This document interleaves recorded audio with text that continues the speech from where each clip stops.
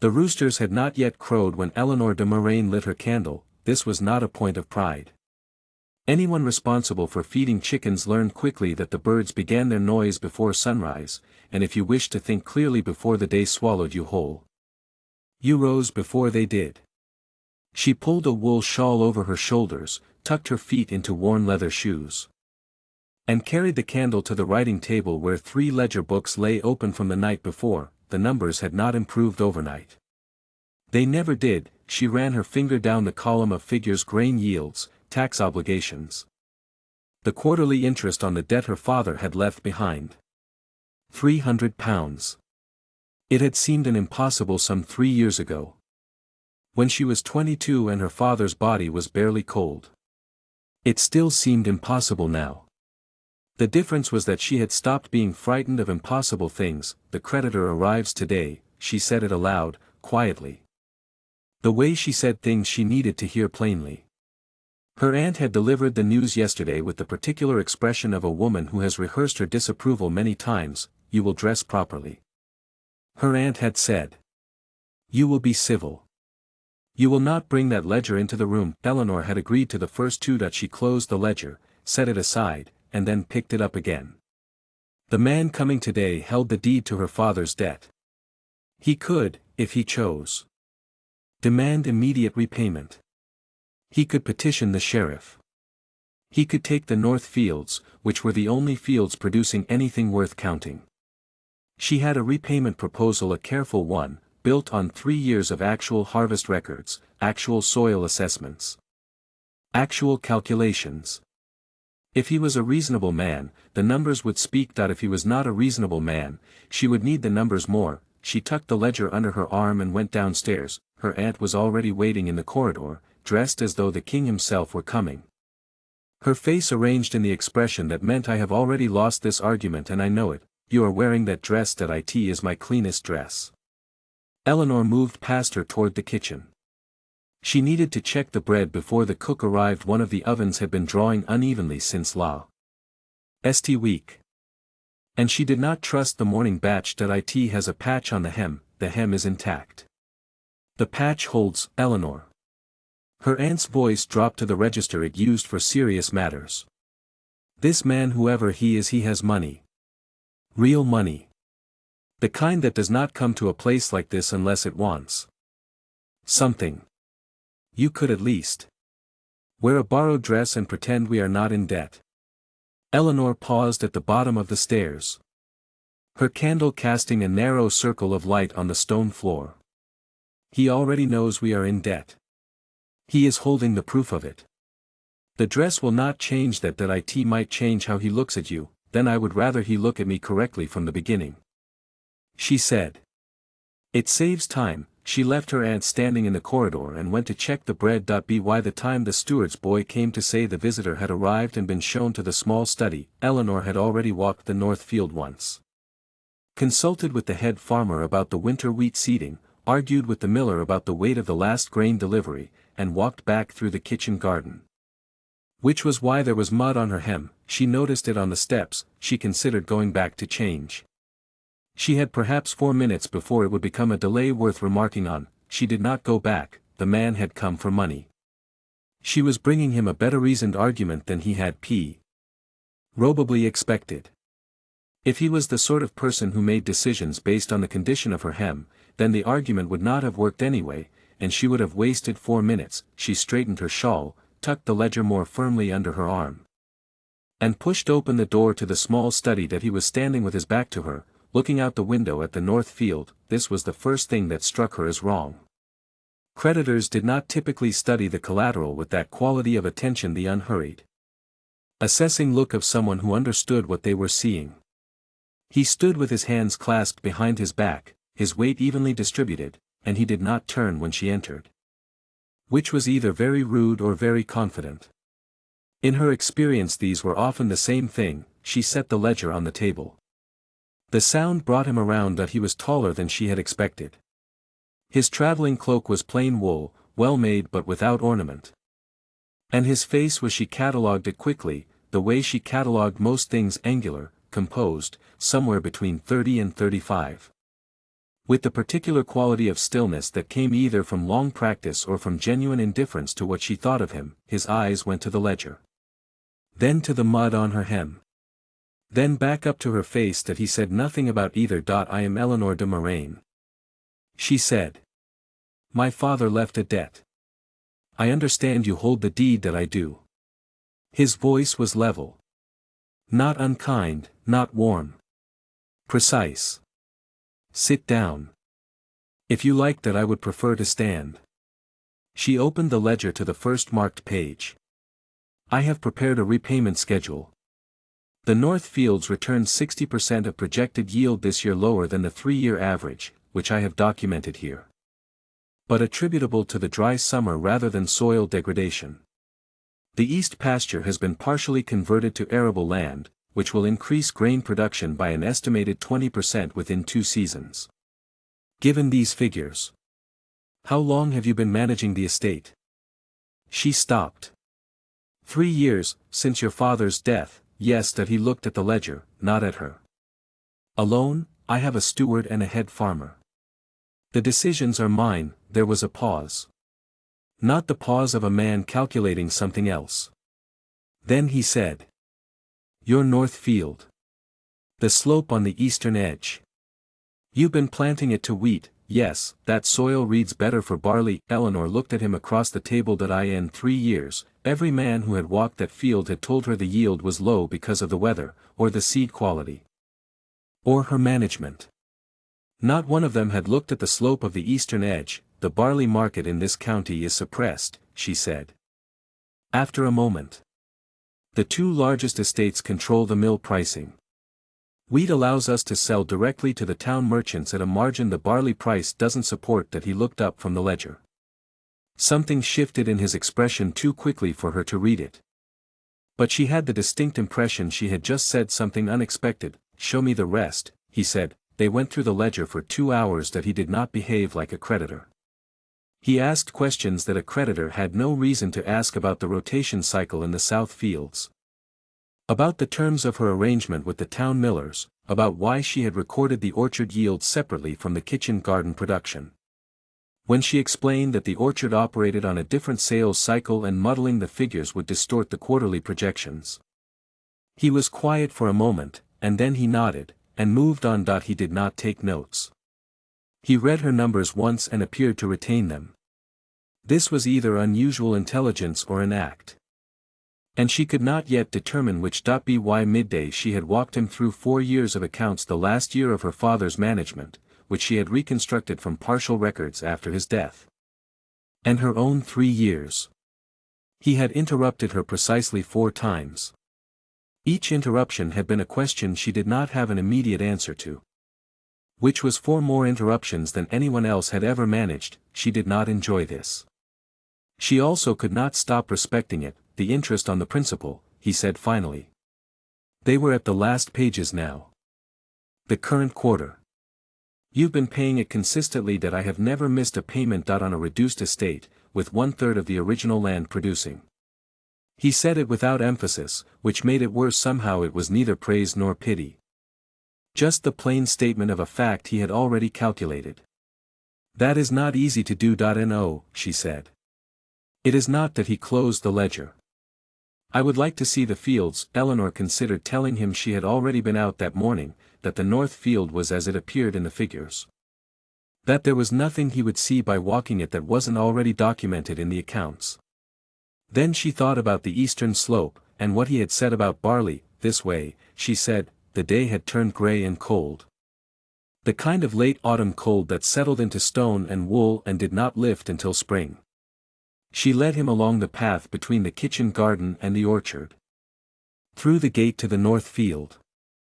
The air smelled of turned earth and the distant wood smoke from the tenant cottages along the estate's southern edge. He walked without speaking for several minutes. Looking at the field with the same quality of attention he had given the ledger. She had the unsettling sensation that he was reading something she could not see. The drainage here is good. He said that my father put in a secondary channel 20 years ago. It was the one infrastructure investment that paid for itself. The hedgerow along the north boundary is too dense. It's cutting the wind circulation. You'll get more fungal disease in wet years. She had known this. She had not had EY to address it. She said nothing. Manageable problem, he said, which was not what she had expected him to say. They reached the far edge of the field, where the land sloped toward a copse of older trees. A large oak stood there, or had stood. The main trunk had been split by lightning. She guessed several years ago, and the top half had fallen, pulling the bark away in long pale strips. What remained stood about 12 feet high, jagged at the top, the bark dark with weather and age. She had not thought about the tree in months. It was simply there, a thing that needed clearing. That she had not cleared, that would need clearing eventually. That was not the mill or the grain yield or the roof over the east wing, that should come down, she said. More to herself than to him. I keep meaning to have it cleared. It's been 3 years. That he looked at the tree for a long moment. The split wood was pale silver at the break, she noticed, weathered but still solid looking, and at the base, where the bark met the frozen ground, there was, she squinted, a small cluster of growth. Green. Unexpected, this late in the season. Leave it, he said. She turned to look at him. That he was still looking at the tree, not at her, with an expression she could not read at all. Then he turned and looked back toward the manor. And whatever she had almost seen in his face was gone. The east pasture conversion. How many seasons before full production? 2, she said. Possibly 18 months if the spring is wet. That he nodded. He started back toward the manor. She followed him. And as she walked she found herself looking back once at the ruined tree. At that small impossibly green cluster at its base. She did not know why he had said to leave it, she did not know why she was going to. They ate in the small dining room because the great hall had a damaged hearth and was not worth heating for 2 people. Her aunt had produced a meal of genuine quality from somewhere: roasted fowl, bread that was actually fresh, a small dish of preserved pears, and then absented herself with pointed discretion. That he ate without comment on the food, which she took as either politeness or indifference. And she could not determine which. She was aware of his gaze returning to her periodically in a way that did not feel like the assessments she was accustomed to from men who looked at her and calculated dowry equivalents. She could not determine what he was calculating. Instead, you said. She began, about the east slope. The barley, you were right about the mill pricing. He refilled his own cup without waiting to be offered, not rudely, she thought. Just without thinking about the social performance of it.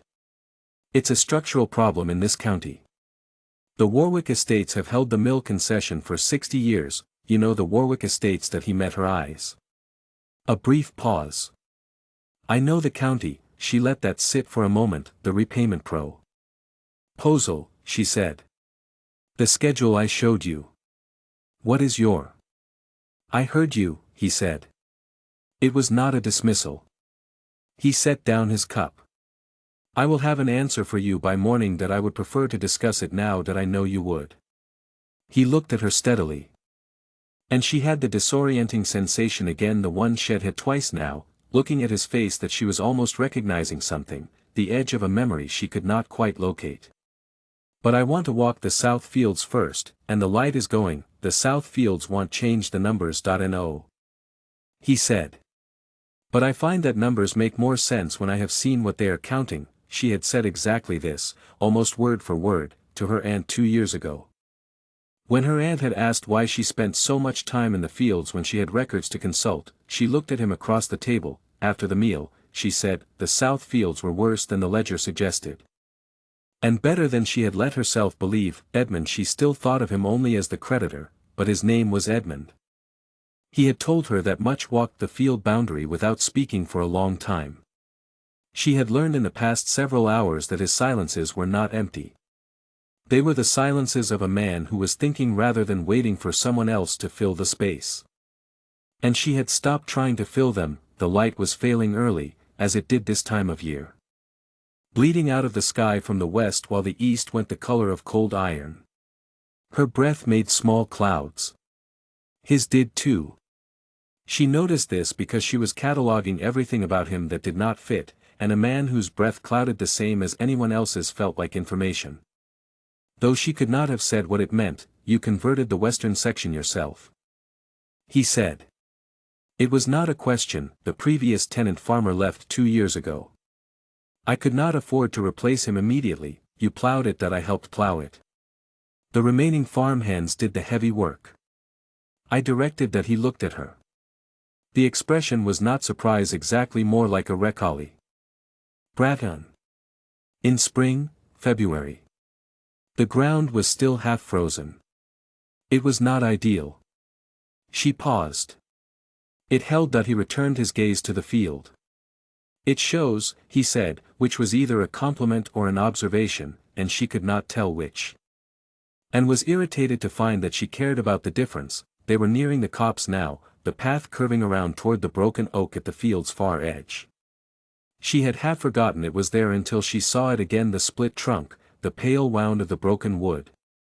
The jagged crown against the gray sky. It looked worse in the late light, or perhaps only more honest. Stripped trees always did, she had told herself she would deal with it in spring.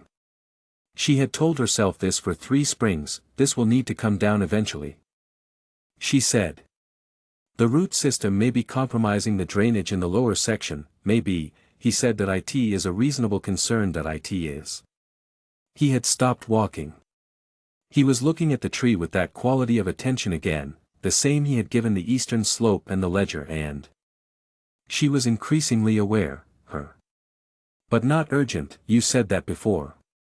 Leave it, yes, why? He was quiet for a moment. The wind moved through the remaining branches, there were a few, low ones, still attached to the living portion of the base. They were bare now. But the bark was not the dull gray of dead wood. It was still the darker, denser color of something that had not finished, because it is not finished, he said. She looked at the tree. Then at him. That it was struck by lightning, she said. 3 years ago. I think. Perhaps 4. Yes, half of it died, half of it. He turned away from the tree and started back toward the manor. The other half is still deciding. Eleanor stood at the edge of the field for a moment after he had turned away. The tree stood against the iron sky. Broken and stubborn and stubbornly present. At its base, just above the root line, that same small cluster of green she had noticed before. Too late in the season for new growth. Too late, and yet there it was. She followed him back to the manor. And did not look at the tree again, but she thought about it that evening. In the hour after he had retired to the guest room and she sat alone at her writing table with the candle burning low. The numbers in the ledger were the same numbers they had been that morning. Nothing had changed. She could not account for the feeling that something had. She had intended to rev. You the accounts alone that he appeared in the doorway of the study an hour after supper, carrying a cup and nothing else, and looked at the ledger spread across the table with the expression of a man who had not finished a conversation. You are still working. He said that I am always still working. That he came in and sat in the chair across from her, the one her father had used, which no one had sat in since. She noticed this and said nothing about it. He set his cup on the table and looked at the open ledger, the tenant accounts. He said. You are carrying 3 families at reduced rent. She did not ask how he knew. He had seen the figures that morning. Temporarily, the Aldred family has been at reduced rate for 14 months. Thomas Aldred's eldest son broke his leg last winter. They are recovering, and the Marsh Holdy. Bad seed stock 2 seasons ago. Not their fault.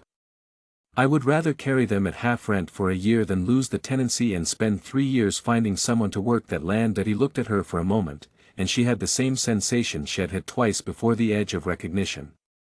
A face that almost matched something in her memory, a quality of attention that felt less like assessment and more like. You are not managing this estate to pay the debt. He said. The directness of it stopped her. I am managing this estate to keep it functioning, which is not the same thing. He was not accusing her. His voice had the same quality as his silence's precise, thinking. Not performing. You are using the grain surplus to subsidize the tenant shortfalls. Which reduces your payment capacity. Which extends the debt. That I am aware of the arithmetic, but you are doing it anyway. That if I extract maximum yield from every holding and clear the debt in 4 years instead of SI. X, she said, keeping her voice level, I will have done it by destroying the productivity of half the tenant base, exhausting the soil on the south field, and driving out 3 families who have worked this land for 2 generations. The estate I clear the debt on will not be worth the cleared debt. She met his eyes. The arithmetic is more complicated than the single column. The silence this time was different from the others. It lasted longer. And it had a different quality, not thinking silence, but something she could not name. Yes, he said finally. It is. He reached across the table and turned the ledger to face him, reading the tenant columns again. She watched him read, and the candlelight was not kind to faces, but it was honest. And what she saw in his was she did not have a word for it. Not the expression of a man calculating. Not the expression of a man deciding. The expression of a man recognizing something. You wrote the projections yourself, he said. The 5-year model, yes, the assumptions are conservative, deliberately. I would rather be wrong upward than wrong downward. He turned the ledger back to face her. His hand rested on the edge of it for a moment before he withdrew it. A brief, odd pause. As though he had been about to say something and changed his mind. Get some sleep, he said instead, and stood. You said you would have an answer in the morning. I will. He picked up his cup. He paused in the doorway. The Aldred family. The son's leg, what about it? Did it heal straight? She looked at him. In the doorway, in the bad light, with his plain traveling cloak and his precise voice and his questions that did not belong to a creditor. Mostly, she said. He walks with a slight unevenness. He manages. He nodded once, as though she had confirmed something. Good, he said. And left. Eleanor sat at the writing table for a long time after the candle had burned to its last inch. The accounts were balanced. The projections were the same. The man in the guest room was going to give her his answer in the morning, and she did not know what it would be. And she was used to not knowing things. She had learned to work inside uncertainty as a permanent condition. She did not know why it felt different tonight. She closed the ledger and went to bed, and did not sleep well. And in the gray hour before the rooster started she lay in the dark and thought about a man who asked whether a tenant's son's leg had healed straight, and could not find a reason why a creditor would need to know that. She could not find a reason why it made her feel, for the first time in 3 years, that something was being asked about the place rather than taken from it. She found it by accident. She had come down for the ledger. She had left it on the study table, and there was a calculation she had been wrong about in the dark, lying awake. A small error in the orchard projection that would compound across the 5-year model, and she could not sleep until she had corrected it. This was a familiar condition. Numbers did not leave her alone when they were wrong. The candle she carried was the last good one. The study was cold. The fire burned down to coals, and she crossed to the table quickly, opened the ledger to the correct page, and found the error in less than a minute. A transcription mistake. She corrected it, and the 5-year total shifted by £4. Which was not nothing. She was closing the ledger when she saw the document that it was on the corner of the table, half beneath her father's old correspondence box, where he must have set it down during the evening. A single folded sheet, the kind used for legal instruments. With a wax seal pressed into the outer fold. She would not have looked twice, except that the seal was broken. He had opened it and left it folded, which meant it was not private, and the wax was a deep burgundy. Impressed with a device she almost recognized, she picked it up. She knew the device. She had seen it once, 3 years ago, at the edge of a procession in London, pressed into the side of a carriage door. She had been standing in a crowd watching the coronation procession pass. And someone near her had said that is the Ashby Arms, and she had looked at the carriage and seen a man inside it, briefly, through the window, and then the procession had moved on. The Ashby Arms. A tower and a chevron. Burgundy and gold. She stood in the cold study holding the document. And her mind moved through it with the same methodical quality it brought to account columns, adding figures that had always been present but never arranged in this order. The horse. The steward had said not a horse from any market I know. She had dismissed this, the questions about the Warwick Mill concession. Not the question of a man who knew of the county. The question of a man who had ministered it. The eastern slope. The barley. The drainage. The hedgerow. The knowledge of a man who managed not a holding but a territory, leave it, he had said about the broken tree. With the certainty of a man accustomed to his instructions being followed, the arithmetic is more complicated than the single column.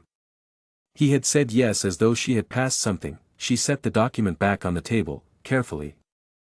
Exactly where it had been. Then she sat down in her father's chair, in the cold room, with the candle burning between her hands, and waited. She did not wait long.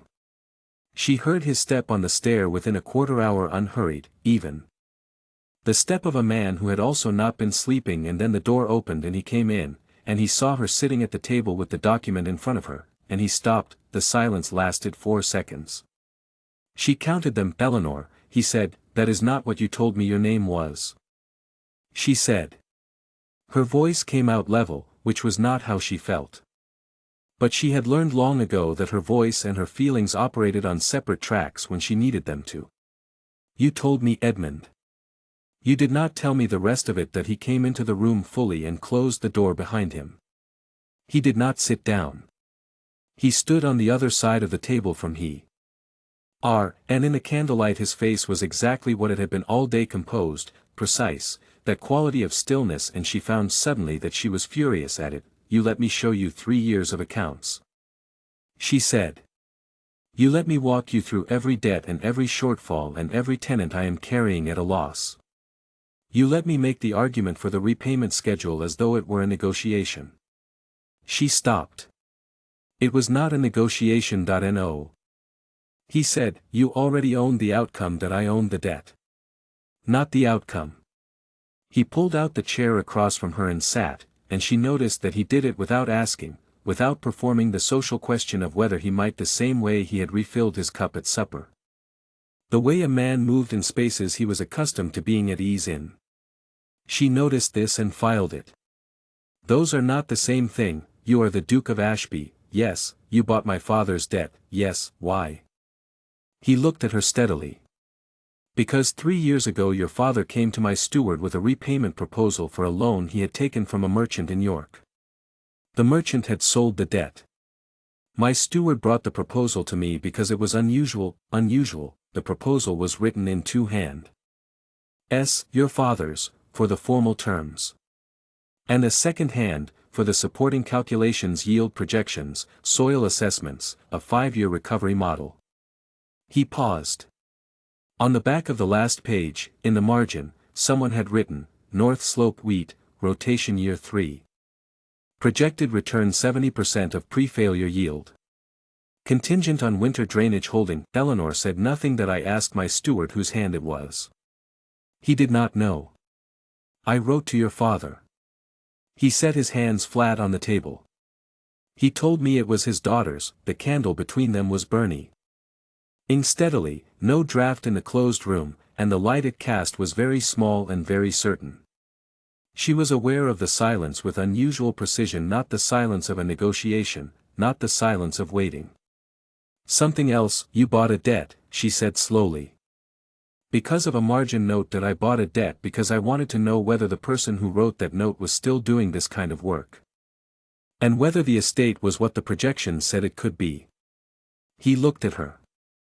"Both answers were yes. You came here under a false name. That I came here without my title. My name is Edmund. I did not lie about that. You allowed me to believe. I allowed you to speak to me without knowing what I as." His voice did not change, but something in it did, something underneath the precision, a quality she had not heard from him before. "When was the last time anyone gave you that?" The question landed in the room and stayed there. She thought about the past 3 years. The men who had come to inspect the estate, always looking at the land, never at the accounts. The neighbors who had offered help that came with conditions. The distant cousins who had assessed her as a problem to be managed. The creditors who had spoken about her father's debt to her face and over her head simultaneously. She thought about today. The questions about the eastern slope. The silence that was actually thinking.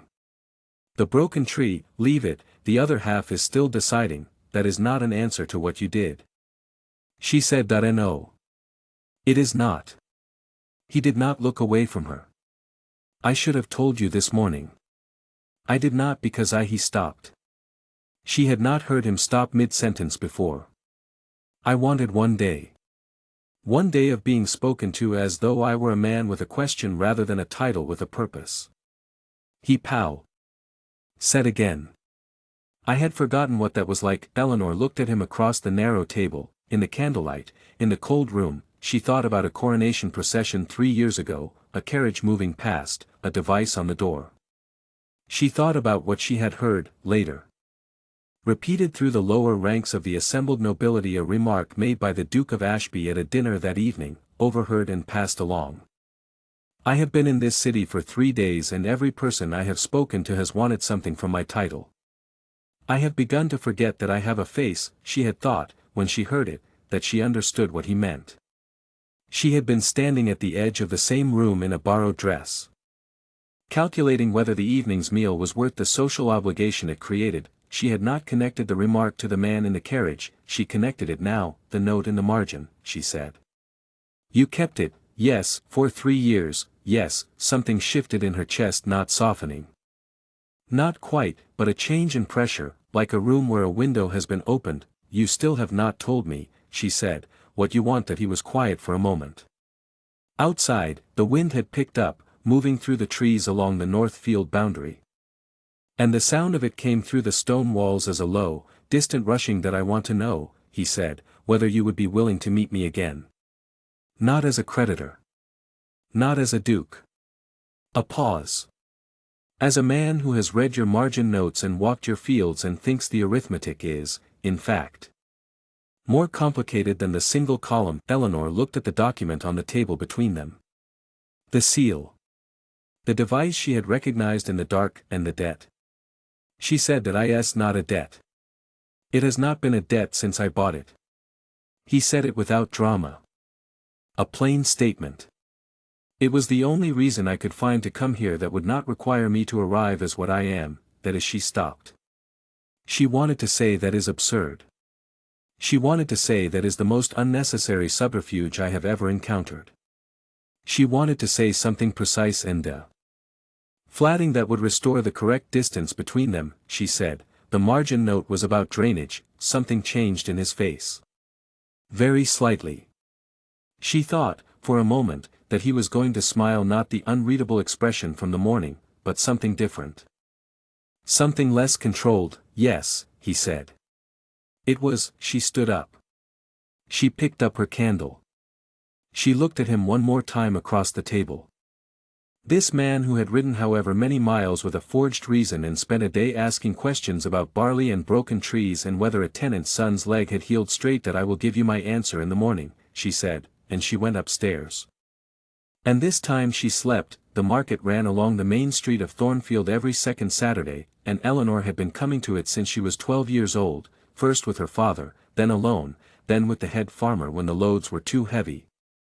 And for the past year alone again. She knew every stall. She knew which butcher shorted his weights and which cheese merchant gave honest measure. She knew that the grain factor on the eastern end paid 2 pennies more per bushel than the one near the church. And that the one near the church knew this and resented it, and that neither of them would admit the other existed.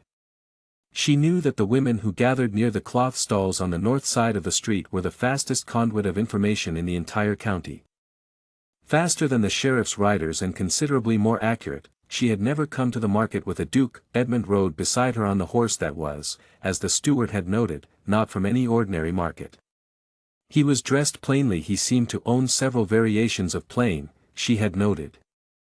All of them well made and none of them announcing themselves, and he rode with the same quality of unhurried attention he brought to everything. Looking at the stalls and the crowds and the layout of the street with the expression of a man reading a document, she had given him her answer 2 mornings ago. Yes. She would meet him again. As herself, not as a debtor. As she had not been certain how to complete the sentence.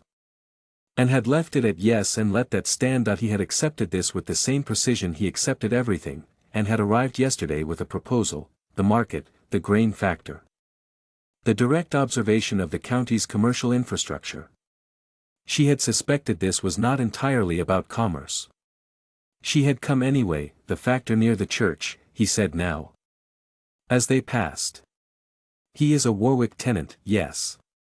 The pricing arrangement is not accidental. He was looking at the stall with that assessing stillness. It is systematic. 3 of the 4 grain factors in this county have Warwick ties. The 4th is the one on the eastern end. He is independent. He charges less for storage because he owns his warehouse outright. She paused. He is also the one who will sell to me on 30-day terms when the harvest is slow. The others require immediate payment. Edmund turned to look at her. Not the assessing look, something different. Something that had been appearing more frequently in the past 3 weeks, in the pauses between questions. She was learning to read it, carefully, the way she learned anything she could not afford to misunderstand. You have been managing around this system for 3 years. He said, around and through it. Where I could, alone, yes. That he was quiet for a moment, looking back at the street. The market noise moved around them, the calls of the stall keepers, the creak of cart wheels on the frozen ground. The particular dense murmur of a crowd conducting its business. She watched a woman at the cloth stall clock their approach, nudge the woman beside her, and say something that made both of them turn to look. She had been aware of this happening since they entered the street. The looks were not hostile. They were the looks of people filing information. That is the Moraine girl. The one with the broken estate. Who is that with her? She did not yet know what answer the street had arrived at. She would know by the end of the week, when the information had made its full circuit. They stopped at the bookstall, not really a bookstall. A table belonging to a clerk from the monastery at Ashford who sold manuscript copies and the occasional imported printed text, set up between the cloth merchants. Eleanor had been stopping here for years. There was never much, and what there was she usually could not afford. But she looked. Today there was a copy of a Latin agricultural treatise she had read in her father's library, and beside it a volume she did not recognize, smaller, newer, the binding in reasonable condition. She picked it up. The text was in French, which she read adequately. And it was about land management and soil classification. She turned to the first chapter. This one is better, Edmund said. She looked up. He was holding a second volume, thinner, which he had apparently taken from the back of the table. He turned it to show her the title page. She read the author's name. That I have not seen this one. That I have a copy at Ashby. He stopped, briefly. I will send it. She looked at the volume in her hands. 14 pence, the clerk said. Apologetically. She set it down. She was aware, with precise peripheral vision, of the 2 women from the cloth stall watching this exchange. She was aware of the grain factor near the church having turned from his customer to look. She was aware that the street had just received a significant quantity of new information, and was processing it with the speed that market streets always did. Edmund picked up the volume she had set down and handed 14 pence to the clerk. You do not need to. She began. That it is a reasonable price, he said, and gave it to her.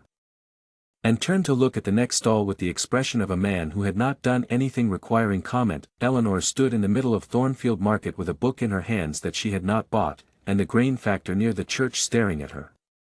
And the 2 women near the cloth stall no longer pretending not to watch, and felt something shift in the way the street looked at her. Not yet. Not fully. But the information was moving. Who is that with her? By the end of the week, they would know. She had not expected to be impressed by the castle. She had seen large houses before. Her father had taken her to visit 2 baronial estates when she was young, and she had spent a week at a cousin's fortified manor when she was 16. She knew that size was not management, and that the grandest hall could sit above the worst-run accounts she had ever seen, which it often did. But Ashby was not merely large. It was administered. She saw it in the way the outer courtyard was laid out, not for display, but for function, with the stabling and the storage and the smithy arranged in a logical circuit that minimized movement between them. She saw it in the state of the walls, repaired in sections with different stone that showed the work had been done progressively, over years, as resources permitted rather than all at once for appearance's sake. She saw it in the faces of the staff who moved through the courtyards, not the performing deference of a household maintained for show. But the particular efficiency of people who knew their work and were not afraid of it, she recognized this. She had been trying to build it at Moraine for 3 years. Edmund showed her the accounts room first, which she found telling. Not the great hall, not the chapel. Not the gardens. The accounts room, which was larger than her entire study and contained 12 years of records in a state of organization that made her briefly want to sit down on the floor. Your steward's work? She asked. Mine. Initially. Aldworth has maintained it for the past 5 years. He opened one of the record books and set it in front of her. The format, you may find it familiar. She looked at the columns. The way the tenant accounts were separated from the domain yields. The way the 5-year projections were marked with confidence levels rather than single figures. The way the margin notes I went to the margin notes automatically were consistent in hand and dated. It was, she realized, a more developed version of the system she had built herself. You did not get this from a steward. She said. No, she looked up at him. I have been managing this estate since I was 19. He said. My father died. The steward at the time was a pause not suited to the work. I learned by doing it badly for several years and then less badly. He turned a page. I recognize the same process in your records. She looked back at the ledger. 19. A year younger than she had been when her father died. She had thought of him as someone who had always been at ease with this kind of authority. She recalibrated the format in the margin notes. She said, yes. She looked at him. He met her gaze with his usual steadiness. And something in his expression was not quite steady. You modeled this on a system I found useful, he said. When I encountered it, she was quiet for a moment. From the far end of the corridor, there were footsteps, deliberate, unhurried. The footsteps of a woman who had been in this castle longer than anyone except possibly the Stones. The door opened and a woman of perhaps 60 entered, with grey hair, a black wool gown, and an expression that assessed Eleanor from collar to hem in approximately 1 second and appeared to find the result satisfactory. This is Marjorie, Edmund said. She has managed the household for 20 years, longer, Marjorie said, without looking at him, still looking at Eleanor. Sit down. Child. I will have someone bring something warm. You look like you have been working since before sunrise, since before the roosters, Eleanor said, without thinking. Marjorie smiled. It transformed her face entirely. Good. She said. We have enough people here who sleep until the bells come. I want to show you the kitchen accounts. Before he had gestured toward Edmund that managed to convey both affection and mild dismissal. Takes you back to the records room for another 3 hours, Edmund, Eleanor noticed. Accepted this without argument. She followed Marjorie down the corridor, and as she walked she heard Marjorie say, quietly, not quite to her and not quite to herself. He has been reorganizing the accounts room for 6 weeks. Since September. A brief pause. He does not reorganize things unless he is expecting someone to look at them. Eleanor did not respond to this, but she thought about it. In the way she thought about numbers that had not yet resolved into their final form, carefully, and without looking directly at them, because sometimes the looking changed the answer before you were ready for it. The invitation had come through Edmund. Which meant it was not truly an invitation. Lord Pembury held his autumn feast every year on the feast of St. Martin, and the guest list was the county's way of telling itself who mattered. Eleanor had attended twice with her father, years ago, when the Moraine name still carried weight. She had not been invited in the 3 years since his death. She had not expected to be. She dressed carefully. Not in borrowed clothes. She had nothing borrowed but in the best of what she owned, which was a gown of dark green wool that had been her mother's and had been let out twice and taken in once and was now, finally, the correct size. The color was good. The fabric was still good. The embroidery at the cuffs was her own work. Done 2 winters ago during the weeks when the ground was too frozen to work and there was nothing to do but sit by the fire and make something with her hands. Her aunt had wept with relief when she saw it. Lord Pembury's hall was 3 times the size of any room Eleanor had been in since her heir's death, and it was full.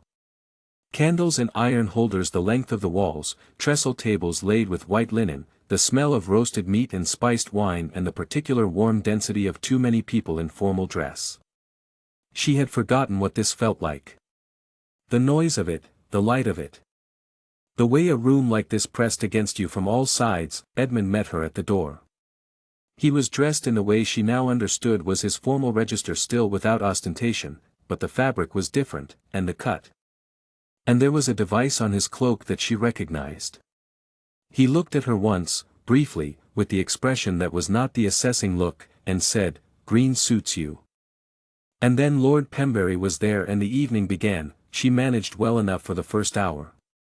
She knew how to conduct herself in rooms like this. She had been trained to it, had simply been absent from practice. The forms came back. She remembered which fork, which tone of voice. Which questions were genuine and which were social performance requiring only the performance of an answer. She was placed at the high table. Which she had not expected and which she felt the room noticing. 2 seats down from Edmund. Close enough for the arrangement to be legible. Far enough for it to be deniable. Which she suspected was deliberate. The woman across from her introduced herself as Lady Isabel de Warwick. She was perhaps 40, beautifully dressed, with the composed expression of someone who had never had to recalculate her position in a room. "Miss de Moraine," she said. With a smile that reached precisely to the edge of warmth. "How pleasant. I believe your father and my husband had dealings, some years ago." "They did," Eleanor said, "and you have been managing the estate since his death." "Quite alone." The smile held. "That must have been enormously difficult. That it has had its challenges. Of course." Lady Isabel turned her wine cup in her fingers. "We were surprised. I must say many of us were when the Duke chose to visit Moraine. He is not generally known for his interest in smaller holdings." A pause, perfectly timed. "But then, I understand the estate holds a debt he purchased." "A business matter. It began as one," Eleanor said. Which was true. Lady Isabel's eyes moved briefly to Edmund, then back. "He is a man of particular tastes," she said, pleasantly. "The Duke. He has always been drawn to the unusual. The novel. It is one of his more engaging qualities." She set down her cup. "Of course. The demands of his position are also particular. The alliance he requires, the management of a dukedom, the expectations of his family and his tenants, these are not small considerations." Eleanor looked at her. "What a great deal you know about his requirements," she said. Lady Isabel smiled. "We have known each other many years. I say this only as someone who wishes you well, Miss de Moraine. The Duke's attention is not nothing. But attention and intention are different things, and a woman in your position would do well to understand that I am a novelty." Eleanor said. "Yes. I take your meaning." She said it quietly, without heat. Lady Isabel's smile flickered. She had expected either capitulation or visible upset, and had received neither. "I mean only." "I know what you mean." Eleanor picked up her own wine cup. "Thank you for your candor." Lady Isabel, she did not look at Edmund. She did not look at anyone. She looked at the candles on the far wall and kept her face arranged, and underneath the arrangement something had gone very cold and very still. The way it did when she had heard something she had already been afraid of and had hoped she would not have to hear. A novelty. She had been managing an estate for 3 years. She had kept 12 families fed through 2 bad harvests. She had walked frozen fields before sunrise and argued with M. Illers and repaired a roof herself because the cost of a roofer was 3 months of grain profit. She had built a 5-year model from incomplete records and carried it in her head and on paper and corrected it at midnight when the numbers were wrong, because the numbers had to be right. Because there was no one else to make them right, and she was a novelty. The thought did not hurt the way she might have expected. It arrived in a colder place than hurt. It arrived in the place where she kept the things she was most afraid were true. The supper had been cleared and the hall had moved into the looser, louder arrangement of the later evening. When Eleanor found her opening, Lady Isabel had migrated toward the far end of the hall, to a cluster of women around the fire. Eleanor watched her go and then turned to the woman beside her as Sir Robert's wife.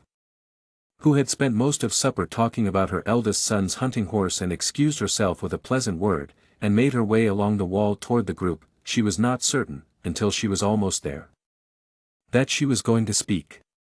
She was certain only that she was not going to sit at a table in a borrowed hall and allow the evening to close around that word novelty without doing something about it. Edmund was across the room. He had not looked at her since supper. She did not look at him now. Is was not his to manage. Lady Isabel saw her coming and adjusted her expression to pleasantly surprised, Miss de Moraine. "Forgive the interruption," Eleanor said, addressing the group rather than Lady Isabel specifically, in the tone she used when speaking to a room of people who needed to understand something clearly.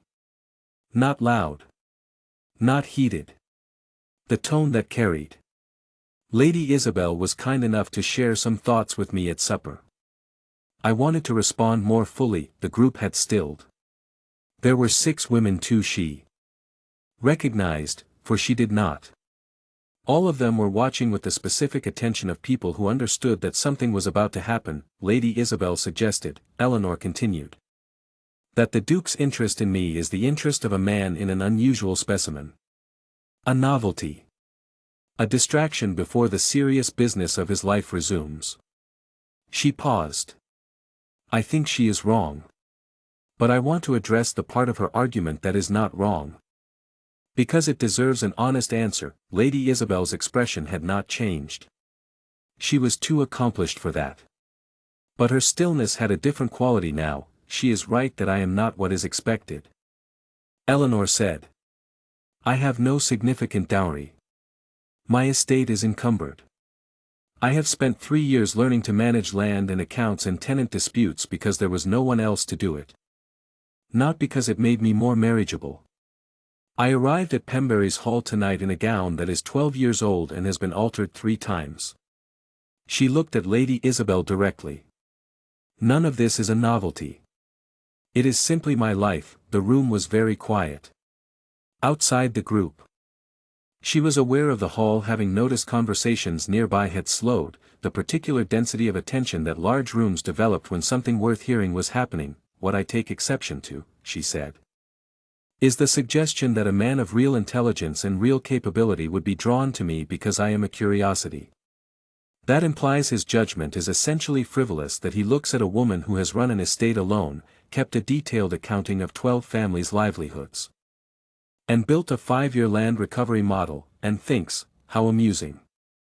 I do not believe that of him. She held Lady Isabel's gaze. And I am not certain you believe it either. I think you are concerned, and concern is not nothing. But there is a difference between concern and condescension. And I would be grateful if you could locate it. The silence lasted 3 full seconds, then from somewhere behind her left shoulder, a voice, quiet, level, unmistakably Edmund's. Miss de Moraine is correct. She had not heard him approach. She did not turn. She has described my judgment accurately, he said. He came to stand beside her, not in front of her, not between her and the room, but beside her. Which was different, and which the room would read correctly. I am not in the habit of finding competence amusing. I am in the habit of finding it necessary. He looked at Lady Isabel with the expression Eleanor had come to know as his fullest attention. The one he brought to account columns and broken trees and questions about soil drainage. I am glad the matter has been clarified. Lady Isabel said nothing. Around them, the hall resumed its noise. Not all at once, but in the gradual way of a room restoring itself after something has disturbed it. Eleanor looked straight ahead for a moment, feeling the room settle. Feeling the shape of what had just happened press against the inside of her chest in a way she did not yet have a word for. Edmund's voice came, low, not for the room. Are you all right? That it was not quite a question. It was the tone he used when he had already assessed the situation and was asking for confirmation of his assessment. Yes, she said, that was. Don't. She said. Not unkindly. I would rather you didn't tell me what it was. A brief pause. All right, she turned to look at him then, finally. In the candlelight of Pembury's Hall, with the noise of the evening resuming around them and Lady Isabel having moved away with great composure toward the far wall, he was looking at her with the expression that she had been learning to read, carefully, from the outside in the grain factor near the church, she said. Because she needed to say something ordinary.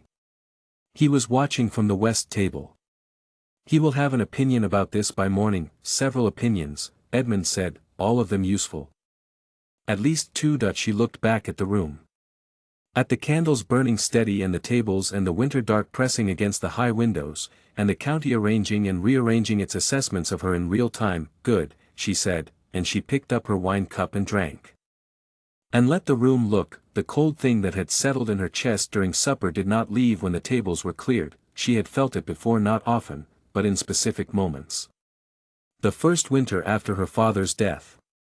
When the head farmer had come to tell her the south field had flooded and she had stood in the doorway looking at the water and understood, with complete clarity, that there was no one coming to help.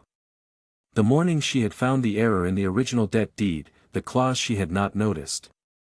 The one that meant the repayment terms were worse than she had calculated. The afternoon she had overheard two of her distant cousins discussing whether the estate should simply be surrendered and Eleanor placed in a convent. As though she were a problem to be filed rather than a person standing 12 feet away, she knew the cold thing. It was the feeling of being seen incorrectly and being unable to correct it, not because she lacked the words, but because the person seeing her had already decided. And words would not reach them. A novelty. She sat with it through the rest of supper. She ate. She responded to conversation. She kept her face arranged in the expression that did what it was required to do, while underneath it the cold thing sat still and waited. And she thought about 3 years of before dawn mornings and frozen fields and numbers that had to be right because there was no one else to make them right. She thought, I did not do any of it to be interesting, she thought. I did it because it needed doing and I was the one there to do it. And then something else moved through the cold, something that was not warmth exactly but was its own kind of heat, a steadier thing, a slower thing, the kind that did not flare and go out, she thought. Then say so, after Edmund spoke and the hall resumed its noise, Eleanor became aware of something she had not expected. The grain factor from the eastern end of the market, the independent one, the one who gave 30-day terms, was standing near the west wall with a cup in his hand. And when her eyes moved across the room and found his, he raised the cup, very slightly, in a gesture that was not quite a toast and not quite a salute but was unmistakably deliberate. She looked away before she could react visibly, beside her. Edmund said nothing.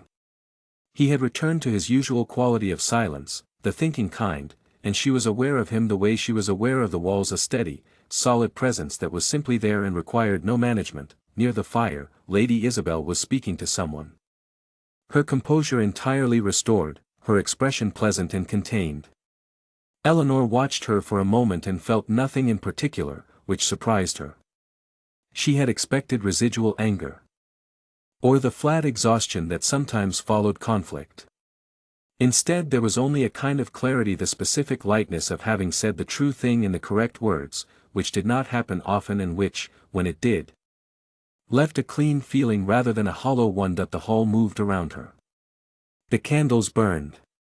Somewhere near the musician's corner a lute had begun, and the sound of it moved under the conversation like a current under water. 2 Opinions from the grain factor by morning. Edmund had said. At least 2. She thought he was probably right. She thought the evening had shifted something in the way the county understood her position, and that this shift would have practical consequences in market prices, in credit terms. In the quality of attention she received when she walked into a room. She thought this with the part of her mind that was always calculating.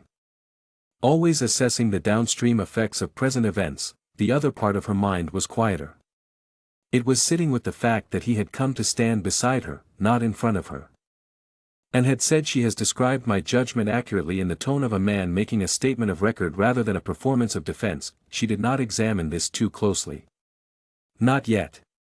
She was still learning what it meant to look at something directly without changing it. The library was on the upper floor of the east tower, which was the oldest part of the castle and had walls thick enough that the room was warm even in November, holding the heat of the day long into the evening.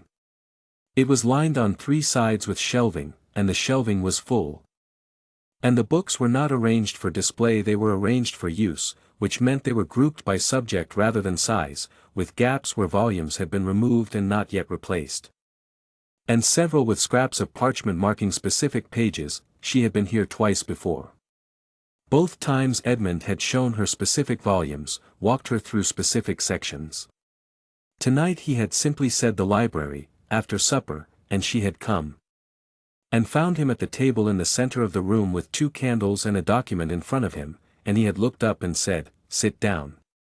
There is something I want to show you." Saturday he did not show her anything immediately. He looked at the document in front of him for a moment. Then turned it face down, then looked at her. "The debt," he said. "I want to settle the question of it properly. That I thought we had settled it. That I told you it was not a debt. I did not show you." He reached into the document case beside his chair and produced a folded sheet. She recognized it. The legal instrument with the burgundy seal, the one she had found in the study at Moraine.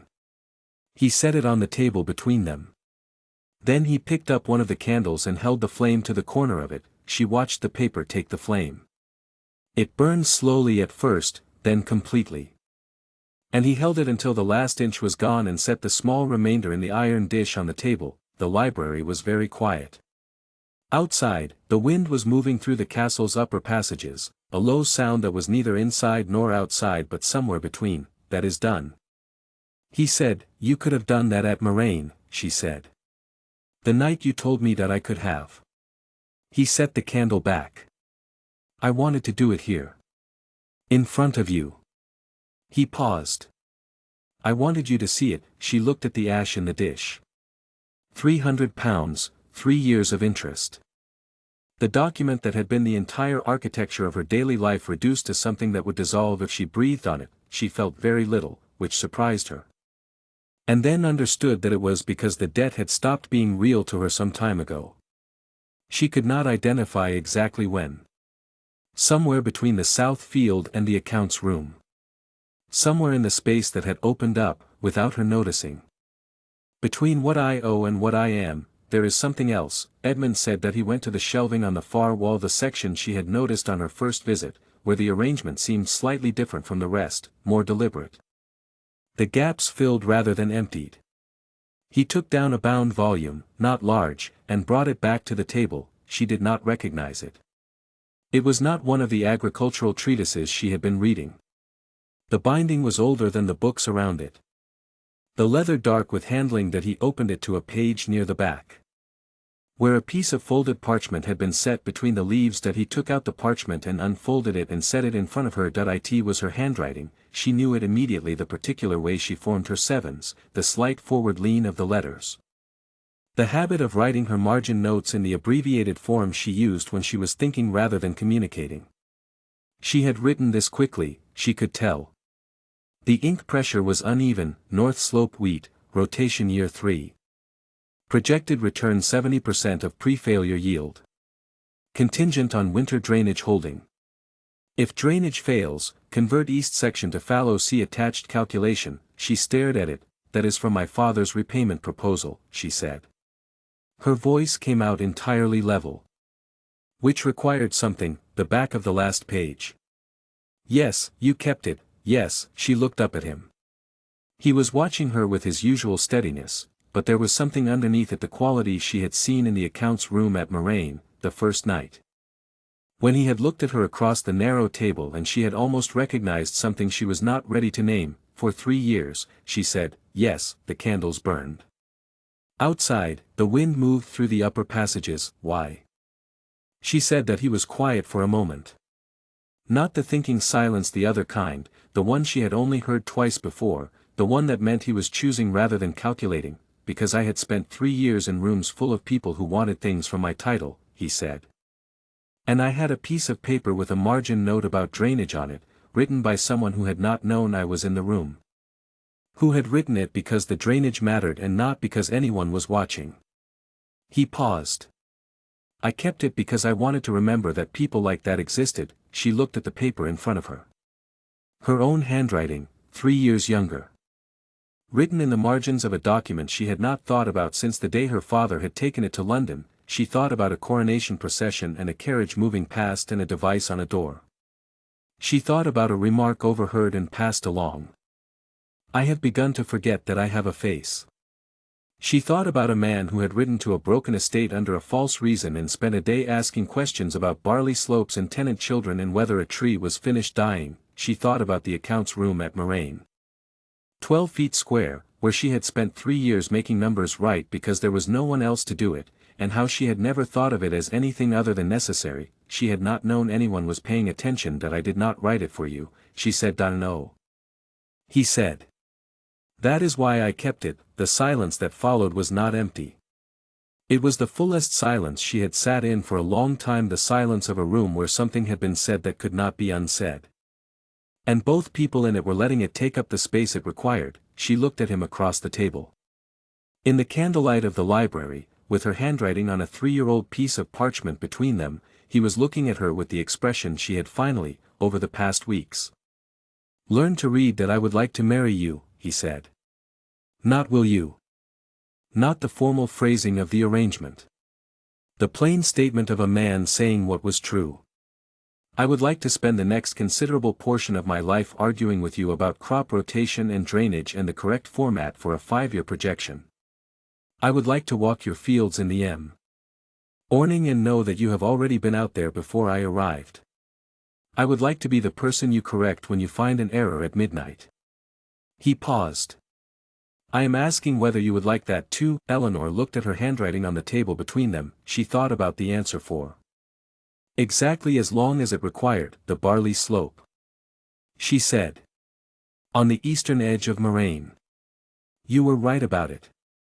I looked into the mill pricing more carefully, and there may be a route around the Warwick concession if the eastern factor is willing to expand his storage. Edmund said nothing. He waited. That I would need access to the Ashby account records to model it properly, she said. The full records.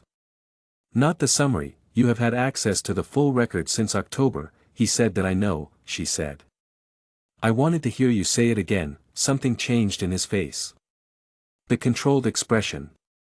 The precise composure that she had spent weeks learning to read from the outside, and it moved, shifted, resolved into something she had not seen from him before.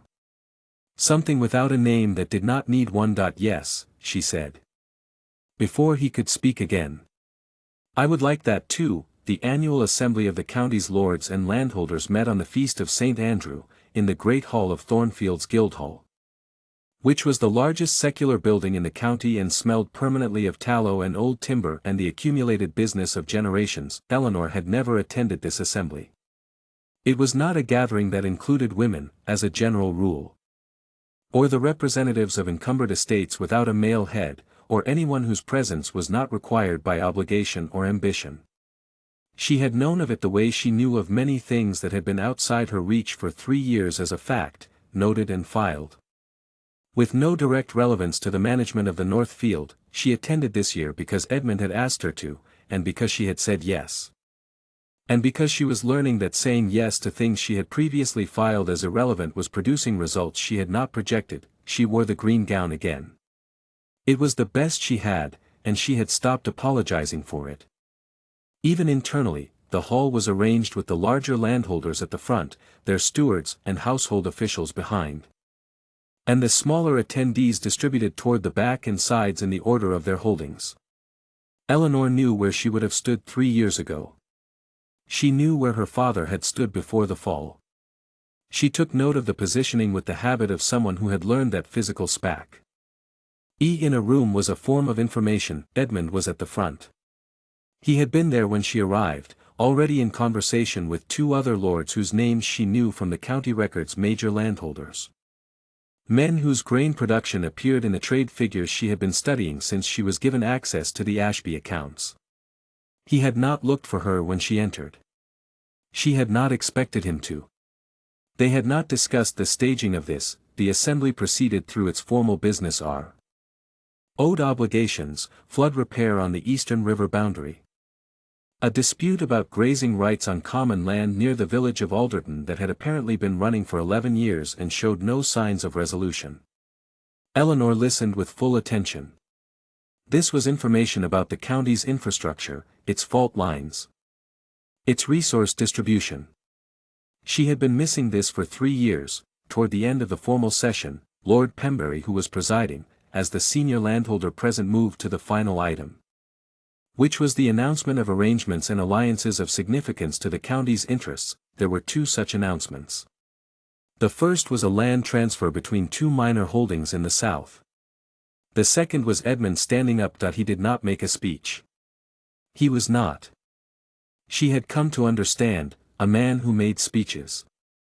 He stated, in the same tone he used for everything, precise, level, without performance, that he intended to marry Eleanor de Moraine of Moraine Manor, that the arrangement had been agreed between them, and that the management of Moraine would be consolidated with the Ashby holdings under joint oversight. That he said joint oversight with the same weight he gave every other word. The hall received this information in the way that large rooms received unexpected information, a density of attention, a suspension of side conversations, the particular quality of collective recalibration. Eleanor, standing toward the side of the hall, kept her face composed and her posture even, and looked straight ahead at the middle distance, which was the carved wooden partition at the far end of the room.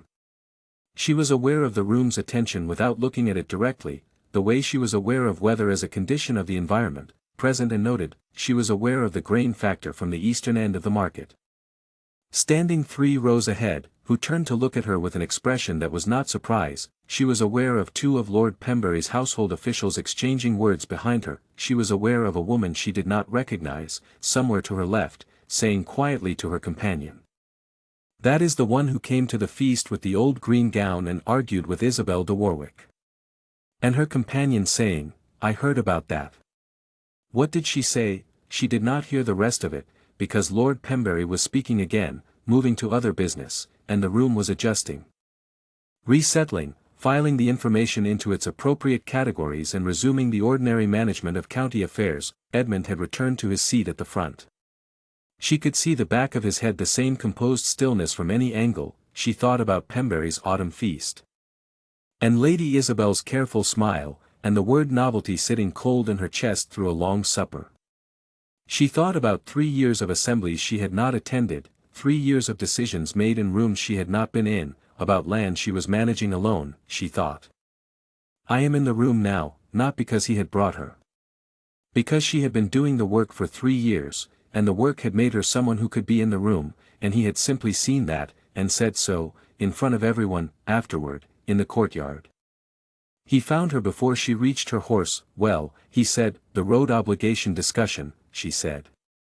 "The eastern section between Alderton and the Mill Ford. That repair has been deferred for 4 years. 5.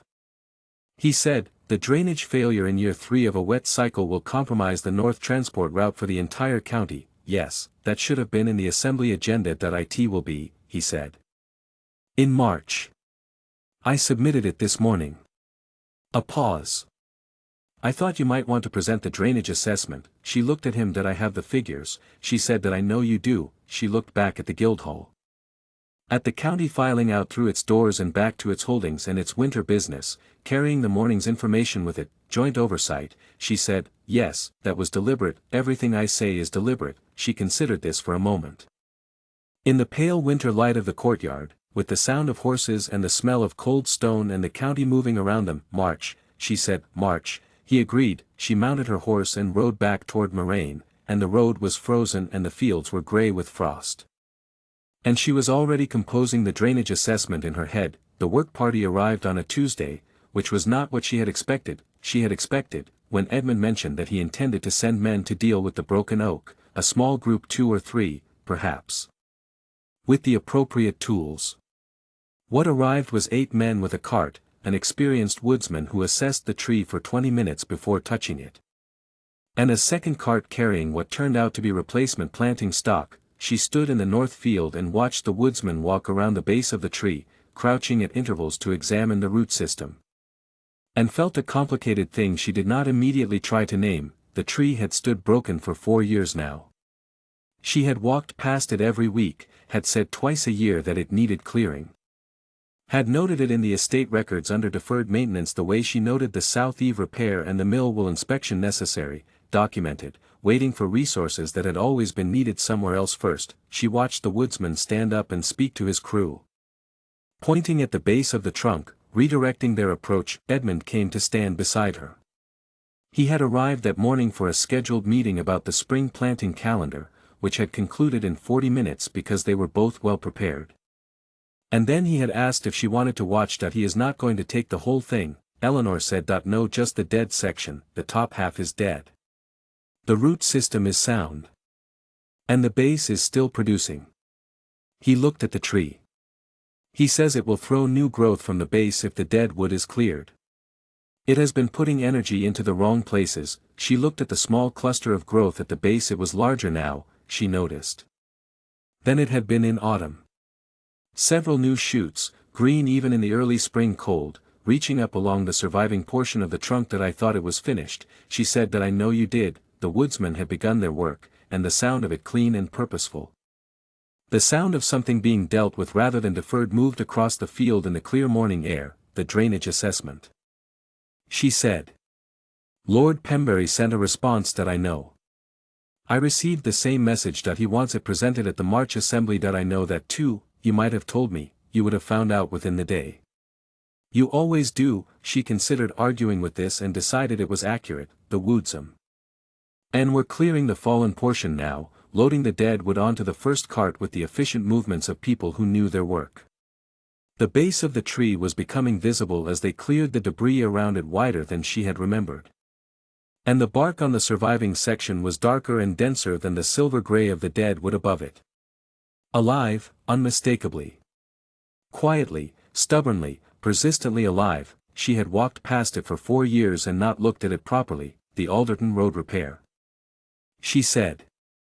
If we address the drainage first, the repair costs reduce by approximately a third. The water is undermining the foundation. That I have the figures. That I know you have the figures. I want to discuss the sequencing. At supper. He said. We have the planting schedule to finish first. She looked at him. He was watching the tree with his usual quality of attention. The one she had learned, over a winter and into a spring, was not indifference but its opposite, a complete, genuine, unhurried interest in the thing in front of him. She thought about a study in the small hours of the morning, and a seal in burgundy wax. And a piece of parchment with her handwriting on it that had been kept for 3 years in the pages of a book in a library she had not yet seen. She thought about the way a room looked when you were finally in it, the new shoots. She said. At the base. They will need the dead wood cleared before they can grow properly. Yes, he said. That is generally how it works. She looked at the tree. At the woodsmen working steadily around it. Clearing what was finished so that what was not finished could continue. At the shoots at the base, green and unhurried and entirely certain of themselves. You knew it would do this, she said. When you said leave it. You knew that I thought it was possible. He said. The root system looked sound. The conditions were right. A pause. I have been wrong about trees before, but not this one. That he turned to look at her. In the spring light. With the sound of the work party behind them and the smell of cold earth and new growth and the morning opening up around them, he looked at her with the expression she had learned to read. Finally, without looking away from it, not this one, he said, the dead wood came down cleanly. And the base of the oak stood in the morning light, and the shoots at its root were very green, and the field around them was already being measured and turned and prepared for the season's planting. And Eleanor de Moraine stood in the north field of her estate with mud on her hem from the morning's walk and a spring planting calendar in her hand, and thought. This is what it feels like when the arithmetic resolves, not the numbers, the other kind of arithmetic. The kind that took longer to calculate and could not be corrected at midnight and had no margin for transcription error. Because the figures were not figures at all but the accumulated weight of days, and what they added up to was this: a field in early spring, and a man beside her, and a broken tree that had decided, in the end, not to be finished. She turned back toward the manor. Supper, she said, supper. He agreed. They walked back together through the north field, and behind them the woodsmen worked steadily, and the shoots at the base of the oak reached upward in the thin spring light, green and patient and entirely sure of themselves.